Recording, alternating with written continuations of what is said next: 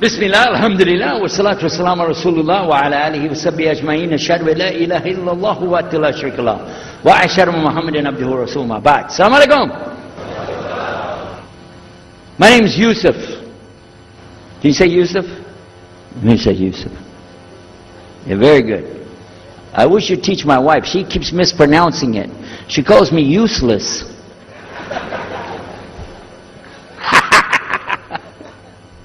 Alhamdulillah. Now, how many of you were in the program today? I was teaching us, trying to teach about how to call the people to Islam called da'wah. I just used an example what I was telling you about. Remember I was telling you when you introduce yourself to somebody, you got to get friendly with them. So I just used an example right there. Because this will disarm the people. This disarm them and make them relax a little bit. Because they're coming to you with things like, how come you Muslims has to kill all the people? What kind of question is that? How come you have to beat your wives? Why does your book tell you that you're the only ones going to go to paradise? So these kind of questions, when they come to you, what are you going to do?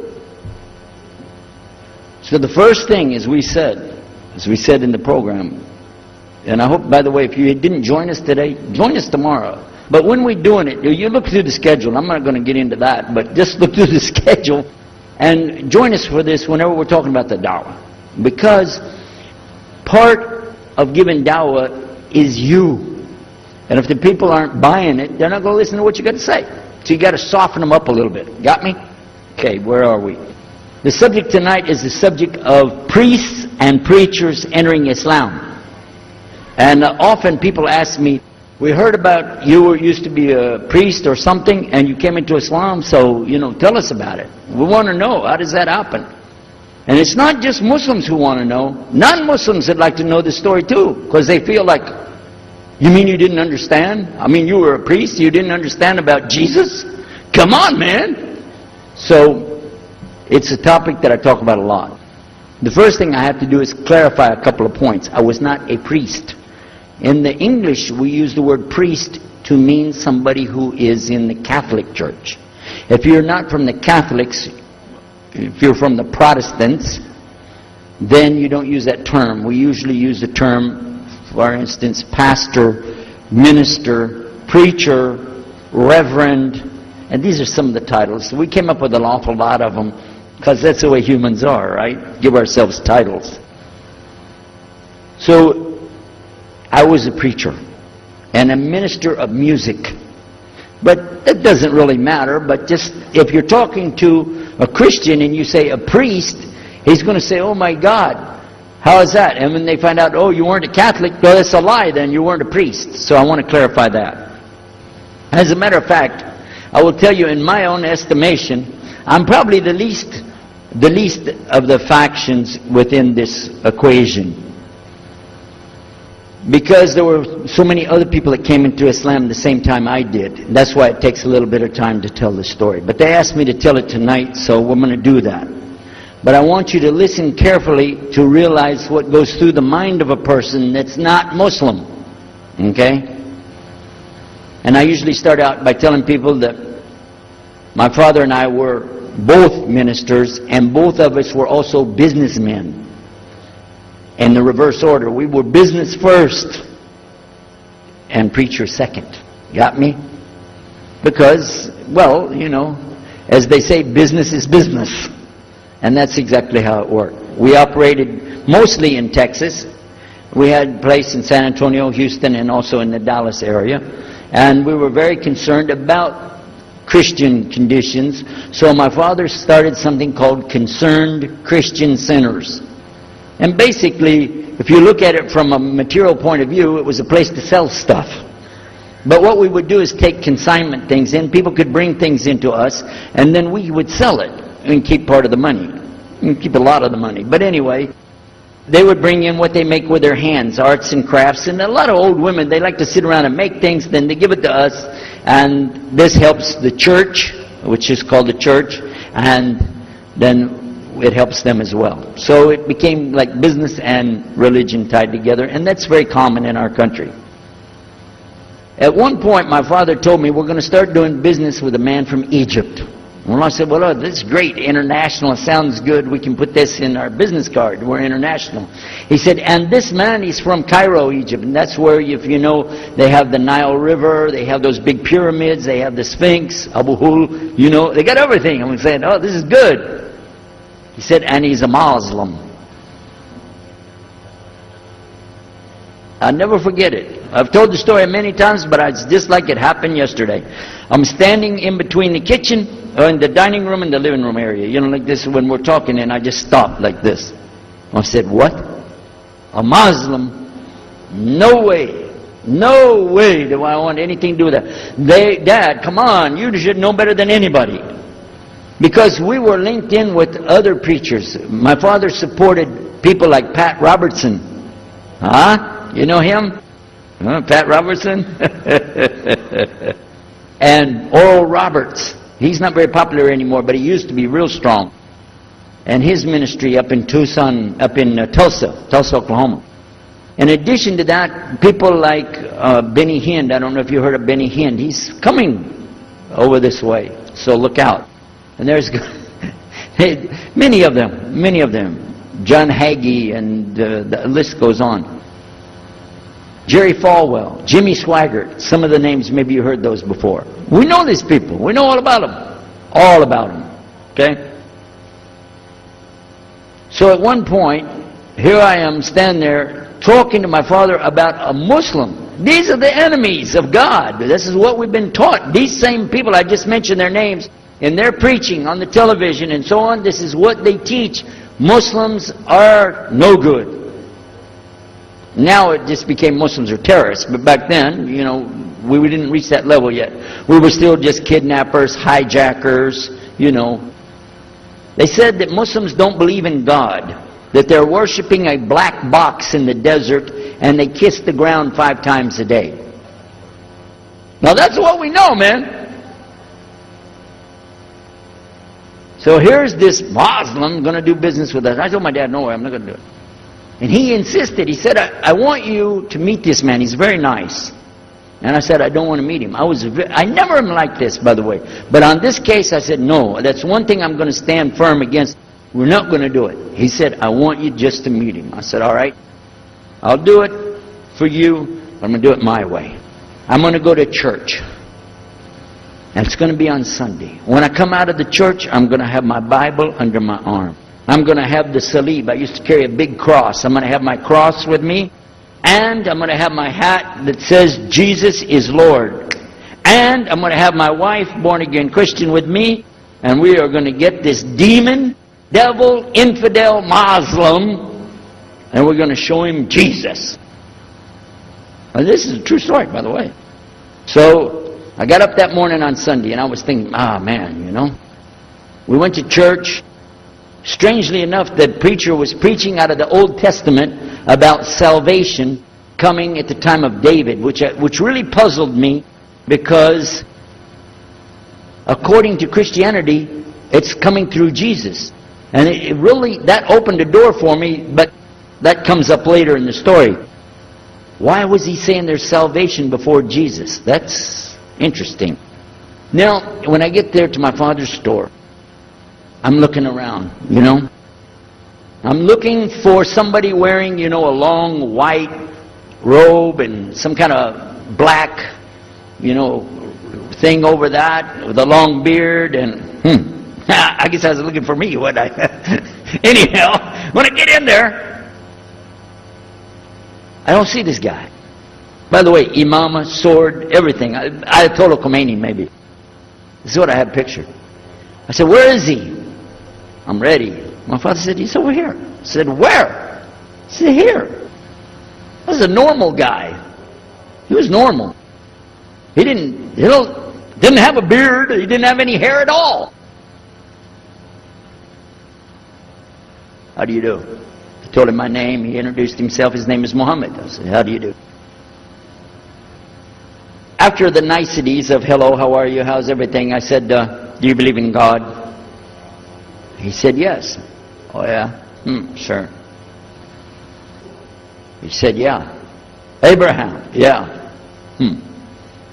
What about David and Suleiman? He said, yeah. So when I meet this man, I'm impressed that he's believing these things, but I thought maybe he's just saying it. So I even asked him, what about Jesus? Because I thought maybe they're kind of... First I thought Muslims were like Hindus. That was first. And then when he said he believed in some of the things of the Bible, I said, okay, maybe they're like Jews. So that's when I said, yes, but what about Jesus? Do you believe in Jesus? And he said, yes. I said, okay, wait a minute. This is going to be easy. I can convert this guy. So I agreed that we're going to do business with him. And in fact, I took him immediately out to have tea together. We sit together, drink tea, talk a little while. And I started trying to preach to him right away. I'm in the Bible. I got it right there. Flip it open. Genesis. Let's talk about Abraham. What do you know about Abraham? Abraham, he had 2 sons, you see. And blah, blah, blah, blah, blah. And I'm doing all the preaching to him. You imagine this? And he sat there. Okay. He's a graduate of Allah's heart. And like this. Get me? You know what I'm saying? Well, it happened that during Ramadan, some of his friends that he was staying with, they had to move their apartment around or something, and he was going to go stay in the masjid for itikaf in Ramadan. It's normal. We didn't understand. I thought he has nowhere to go, and I told my dad, this man has nowhere to go. And my dad said, no, he's got money. I said, no, he doesn't. Daddy, I'm telling you, he has no place to go. I heard him say he's going to go live in the mosque. To a Christian, if you're going to live in the church, ooh, that's the worst. So I said, let me offer that he can stay at our place. And my dad said, no, you don't do that. That's not right. I said, no, I'm going to offer it to him. I went to him and I said, how would you like to come stay at our place? He said, no, I want to go and stay there. I want to stay in the mosque, and it's something good. I said, oh man, look at this poor man. Oh my God. He doesn't know, you know. He just, oh, poor soul. Please come and stay in our house. And he said, no, I can't. I need to go stay over there. I said, look, I'm scratching his dignity. So I told him, listen, no. I want you to come and you can pay. You can pay money and stay with us. He said, how much? I said, $15 a week. Which in America is like nothing. $15 is nothing. I said, and then he kind of hesitated. I said, and we'll pay for all the food. Well, you eat $15 worth of food in one day in America. He said, okay, all right. And I told my dad later, I said, see how I did that? Because now he'll stay with us. He knows he's getting a good deal on the food, and I was making it all about money. Well, I didn't know he wanted to come and stay with us. He wanted to learn about how are Americans and how is the dawah going to be. What do we believe? Especially people who are preaching. So he came and stayed in our house. And I said, well, now that's good. I'll travel with him and go with him in places, and he'll see and he'll learn about Christianity. As we were traveling and working together, we put up tables just like this and booths and things and set things out for people to come and look at them and sell things. And I caught him one time. When somebody wanted to take something from the front, he took it from the back and gave it to him. And I looked at him. And the next time somebody started to take something, he took from the back and gave it to him. I said, hey, Muhammad, we take the stuff from the front because that's the old stuff. The new stuff in the back, just hold it back. You know what I'm saying? This is dated material. Get rid of the junk first. He said, no, I can't. In my religion, we can't sell something unless we give the people the best. I said, got me on that one. And I'm supposed to be telling him about a better deal. I said, okay, yeah, whatever. You're never going to make any money, though. But that's all right. Over a period of time, I came to learn a lot of things. Also about being humble. A lot. Because this man was obviously well educated, very articulate, could really talk about a lot of subjects. And in fact, I tried to debate with him about many things. But he was so wise and well educated that he could see what I was doing and he would take it easy and let me win every debate. I could win any debate with him if he wanted me to. But if he wanted me to lose, I was going to lose. This was how well he could handle it. Now what happened, one of the preachers that I knew, another preacher, who used to carry a big cross and walk down the street so people would stop and talk to him about religion, he had a heart attack and he went to the hospital. So I went to the hospital to visit him, and while I was visiting him, I met another man in the hospital who was in a wheelchair. This gentleman had a problem. He didn't want to talk to anybody. And I told him, let me witness to you. Let me share the message of Jesus with you. So I took out my Bible, and again, I started telling him about a prophet, Prophet Yunus, alayhi salam. And I'm telling them, look at Jonah. He's in the belly of the whale. He's in the sea. He's down there like this, and who knows how long. And suffering like this, you don't have as big a problem as that. And God saved him, so he could save you too. He said, didn't want to talk to me. I asked him, what's your name? He didn't want to tell me. Where are you from? He said, I'm from Venus. I said, what's that? Well, there is a Venus, Texas, by the way. But he said, you know, he's from another planet. So I kept, each time I would go, I would talk to him, witness to him. Finally, one day, he started crying. I was pushing his wheelchair around. I took him down, I rolled him around different places. He started crying one day. He said, I'm going to confess something to you. I need to confess something to you. Now, to a Catholic, confession means you're going to tell the priest all your sins. And then he's going to forgive you. Well, I wasn't Catholic. And I told him, listen, I'm not Catholic and I'm not a priest. I'm a preacher. He said, I know. Better than you do. I am a priest. I said, oh my God. This man is a priest? And he knows the Bible better than I do. He said, I just have had a hard time. I've been here and having heart attacks, and I've been having problems and everything, and trying to figure out a lot of things. He said, I'm sorry I took it out on you. I really am. I apologize. And he started crying. And when he started crying, I felt sorry, you know. I hugged him. I said, it's okay. One day I went to the hospital, and my friend was gone. So I started visiting with the priest. And that happened one time. I went to visit him at the hospital, and he was gone. And I asked him, where did he go? They said he went home. I said, home? He's a missionary priest from South America. How did he go home? She said, I don't know. He's not here. I'm sure his family. I said, he has no family. I know him personally. He has no family. Where did he go? She said, I don't know. We're not responsible for them. I said, well, let me see where he went. You got it in your file? She said, I can't do that. Those are locked up. Nobody can look in the file. And I got in the lady's face and I said, listen to me. This man could die in the street right now, and it's going to be your fault.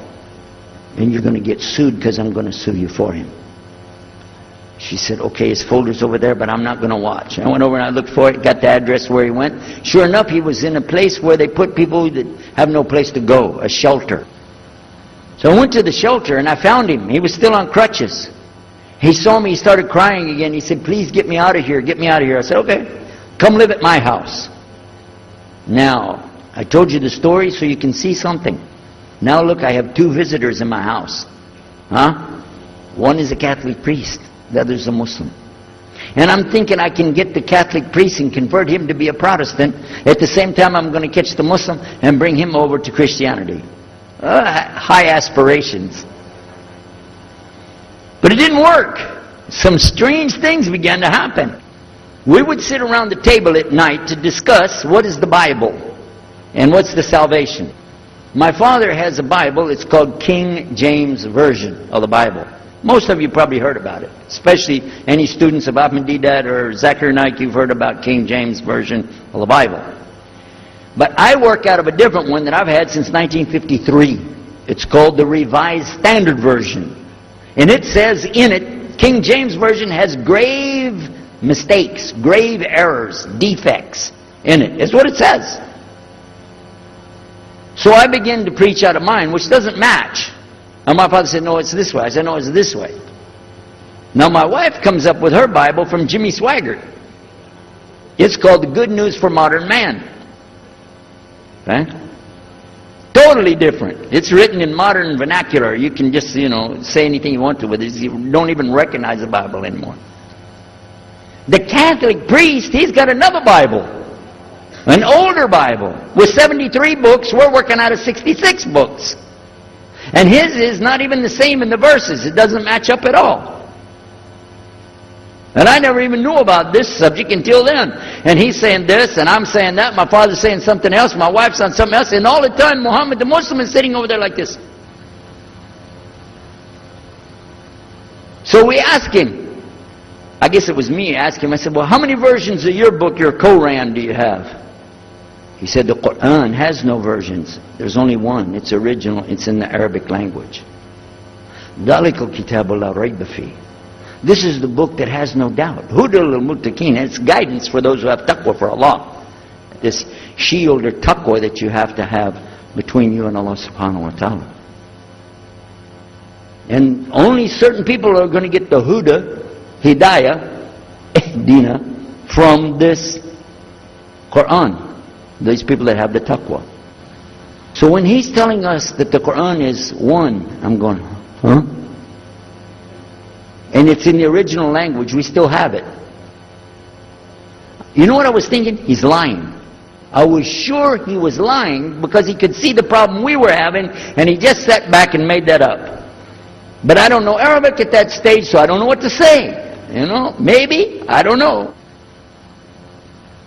And he left it at that. He didn't try to preach. But it put a big doubt in my mind now about, we got all these books, he's got one, and la rayba fi, no doubt in it. So another time we had another discussion that came up. Now this time I went to the other preacher who had the cross. And I was asking him, I want to be able to explain the Trinity. He said, you know the Trinity. I said, yeah, I know. And I know the Council of Nicaea when we had that. But I want to know the way to explain it so a human being can just understand it.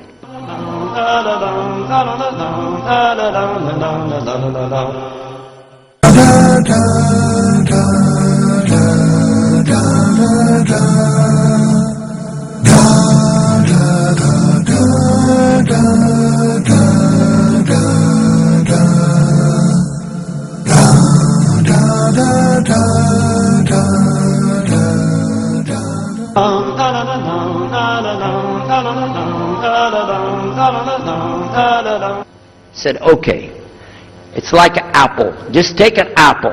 The apple has a shell around the outside, the skin. Inside is the meat. Inside of that is the seeds.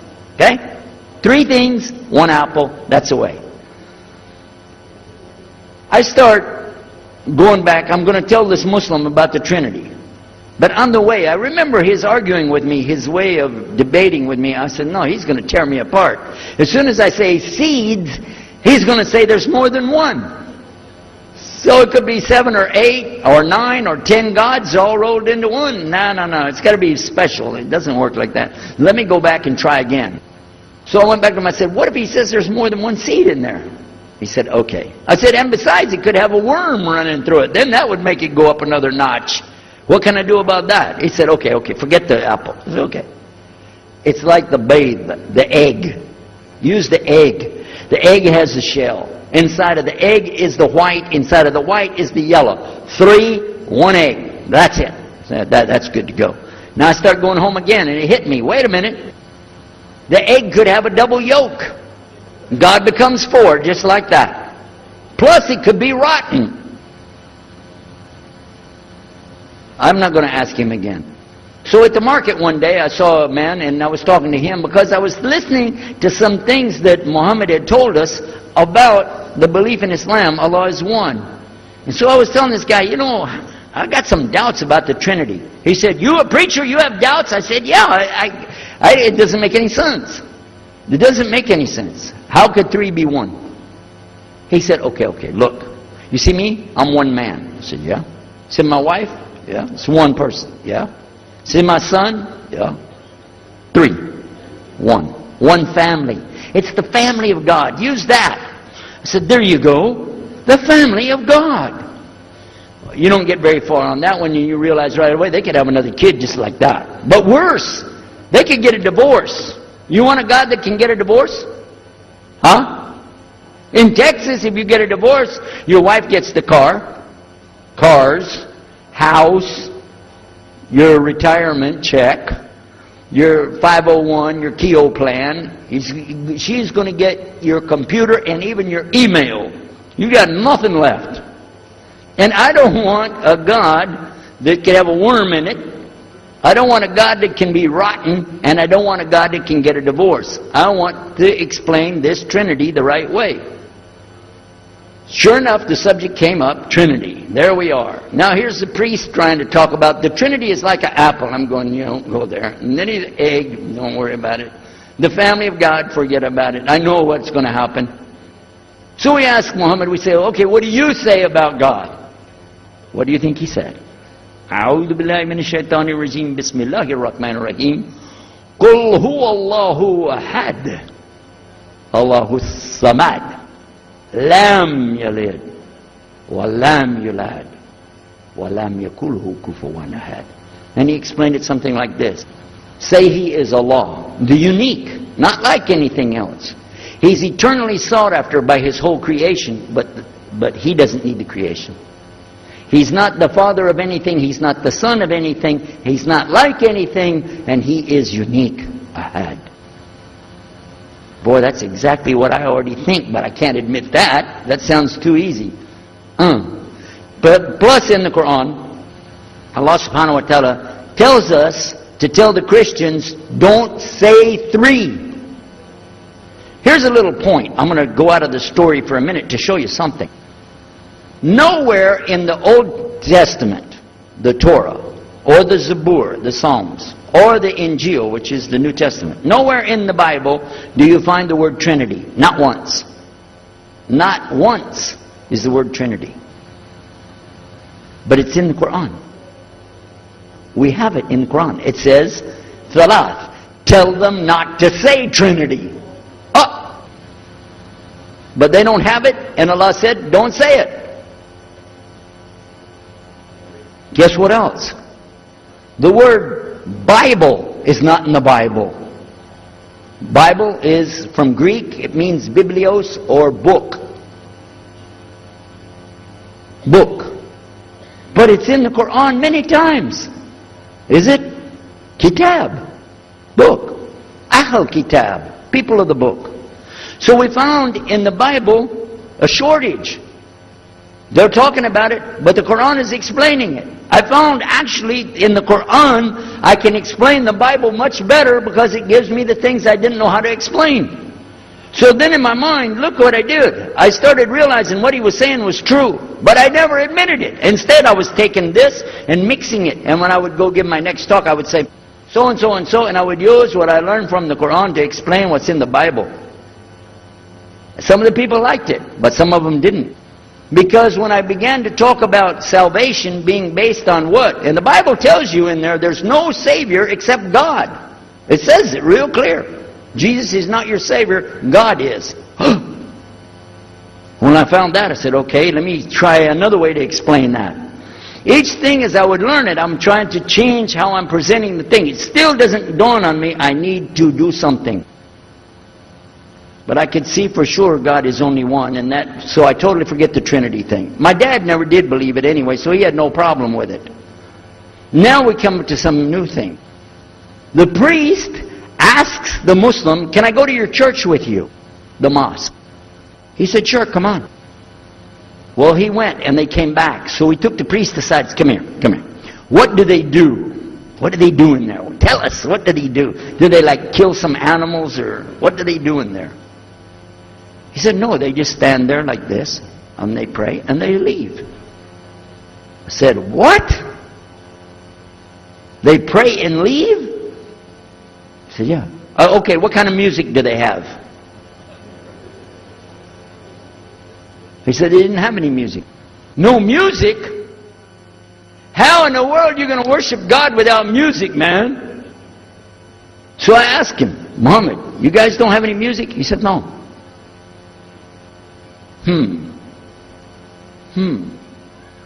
Now, I'm in the piano and organ business.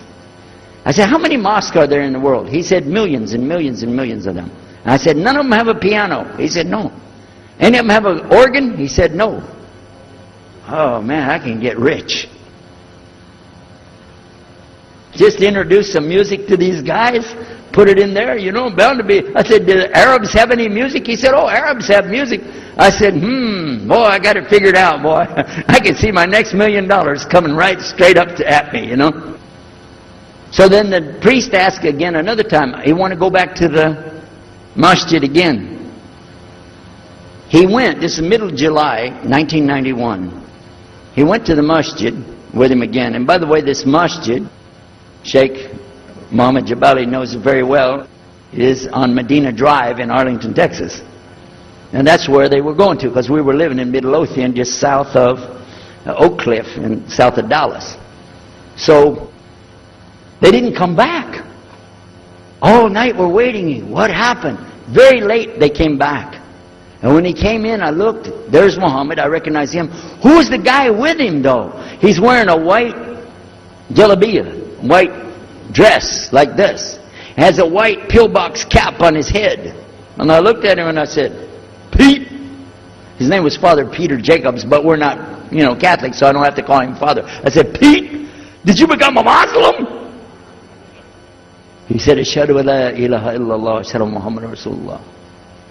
I said, oh my God. Now I used to have cameras like these cameras right here, because we had a television show called Estes Music Jamboree. So I got one of our cameras out, opened it up, set it all up on the tripod, and I was going to interview him and ask him, well, you know, well, you went to Islam, what happened? While I was talking to him, though, he fell asleep. So it was still in my mind, and I was thinking, what am I going to do? This is too amazing. Now here I'm preaching to the people, and I'm trying to change what I'm saying, and here's a priest, just became a Muslim. My father's saying it's a good deal, it sounds all right to him, and I don't know what to do. So I decided, I'll talk, make mashura. I talked to my wife. We have an apartment upstairs. We were in our apartment up there, and I'm telling her, oh, you know, a priest became a Muslim today. What is that? And can you imagine what they were saying about the Quran and saying about this and so and so? All of a sudden she said, I want to get a divorce. Oh, whoa. It's not the subject, but what happened? She said, no, all this talking about religion and talking about Islam, and so I can see. I said, oh, no. No problem here. No problem. I said, you thought no, I was just observing somebody else. No, I'm not interested. Trust me. I don't want to be with those Muslims. The last thing I want to do is be with a Muslim. No way. Just put your mind at ease. She said, I need a divorce. I said, where are we going with this again? What's the problem with that? What happened? She said, a Muslim can't be married to a Christian. I said, what? No, wait a minute, hold on. I don't, look at me. I'm telling you, I swear, I don't want to be a Muslim. Okay? Okay? And even if I did, don't you remember what he said? A Muslim man could be married to a Christian woman. It's not a problem. But I'm not saying I want to. I'm just saying it's not a problem. She said, that is the problem.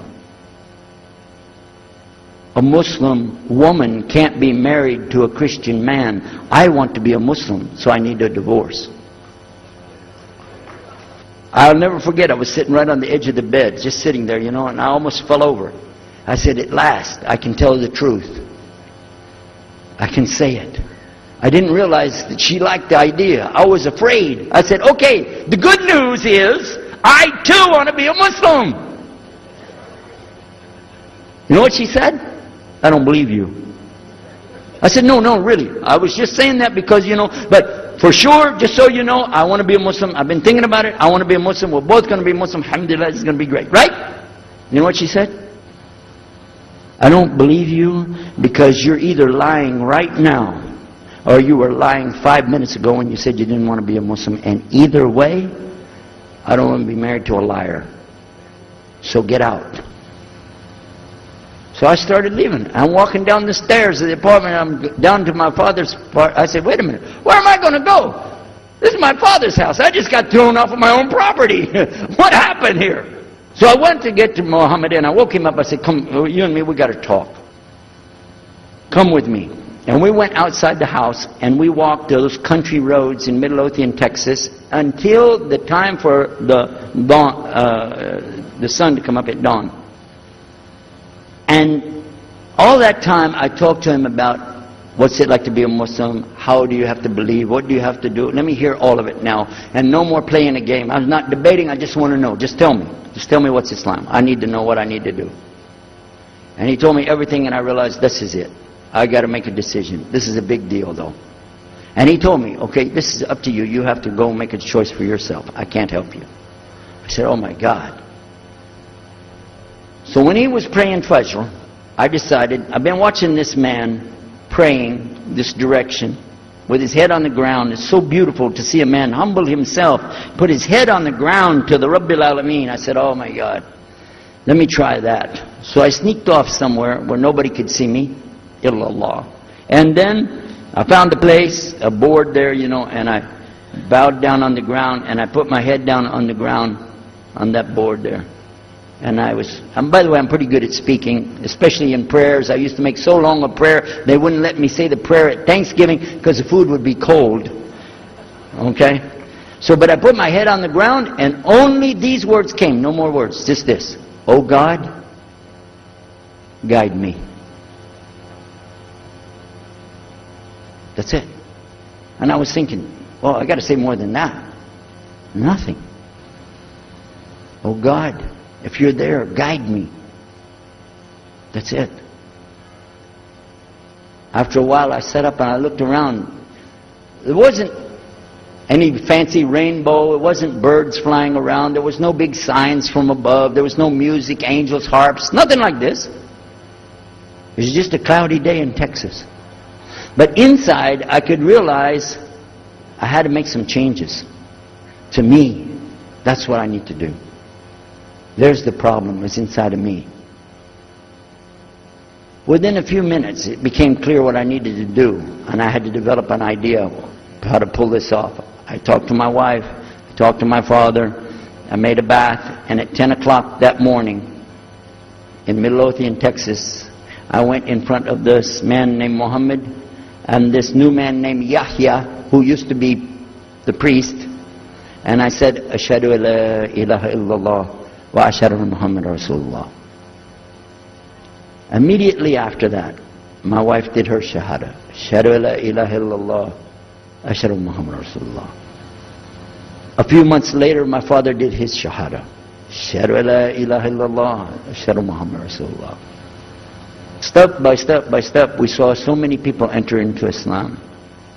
We wanted to tell the whole world what is Islam. We wanted everybody to know the real Islam. I said, how could this escape our knowledge? How could we not know about this great and wonderful thing called Islam?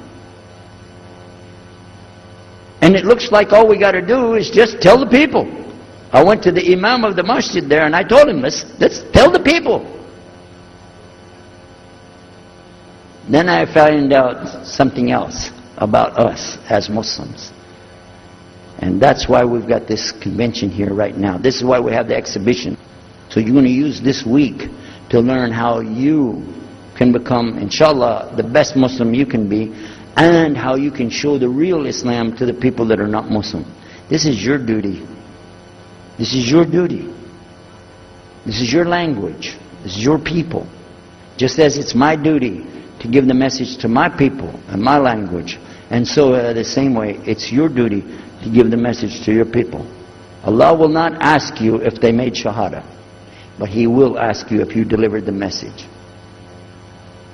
Alhamdulillah, today, I can tell you with no doubt in my mind, we have seen thousands of people give shahada. Several hundred at a time. And I don't do it through debates. But I don't need to debate any Christian. I was a Christian. I am a Muslim. If you want, I can give you both sides. Easy. Okay? I'll play both parts. I'll be the Christian and tell you this, and then I'll be the Muslim and give the answer. And there won't be any argument. And I've done that so many times. And let me share one story with you before I end. I'm going to leave now. Inshallah. I was telling the brothers today that I was asked to give a talk in a church in Hagerstown, Maryland, just outside of Virginia. This was in 1999. And I went there and I gave a talk in the church on Sunday. Because I know how to address the people. How many years was I a Christian? 50 years? I know what they want to hear. Get them ready, and they said, oh, wow, this is normal preaching. But then when I came to the part, La ilaha illallah, I stayed on La ilaha illallah until they said, yes, that makes sense, it makes sense. There was one old lady that she was saying yes. Afterwards she said, yes, but I just don't want to do it the way you're telling me. Okay? But guess what else happened? 2 people did shahada right there. Hello? In the church. In front of their preacher. They said, yes, we agree. We like this. We want to know more. And we say there's only one God to worship. Shahadu la ilaha illallah. In front of the preacher. And one of them was his daughter. I took them to the masjid and they did shahada in the masjid that afternoon, a Sunday afternoon. And later the boy, he married the girl. They're Muslims living there now. Now, let me ask you a question. If I would debate and argue with this preacher and made him look stupid, would he ever bring me back again? No. I'm going to ask you a question. If you were at a place and you saw somebody change their religion to another religion in the temple of that religion, and the father was the priest there, what would you think? Is that man ever going to call me again? Do you think he'd call me again? 3 months later, he called me again. Come back again. We really enjoyed it so much. I said, how's your daughter doing? I want to remind him, see what he's going to say. He said, well, she's doing fine. She likes Islam. It's very nice and lovely. She treats us so good. You know, we're amazed at her personality. We love you guys. Could you please come back again? And I did, alhamdulillah. So I'm just showing you that it's not guidance from me, not guidance from you. It's guidance from Allah. Allah guides whom He wills. Whom He wills. So we ask Allah to guide me, all of us, and all the people. And whoever He guides, they'll be fine. But whoever Allah doesn't guide, they got a problem. Serious problem. Our job here is to do one thing. Communicate the true message. If the people don't want it, that's your choice. That's their choice. You don't have to take it. But it's our responsibility in putting this on, all the scholars that are here, it's their responsibility to tell us what's the truth in Islam and let us see for ourselves. And that's what we're going to try to do through this week. So I need you guys to listen to me. You have to participate. Your side of it. Your side of it is to show up every day. And your side of it is to bring other people. Jazakumullah khair. Wassalamu alaikum wa rahmatullahi wa barakatuh.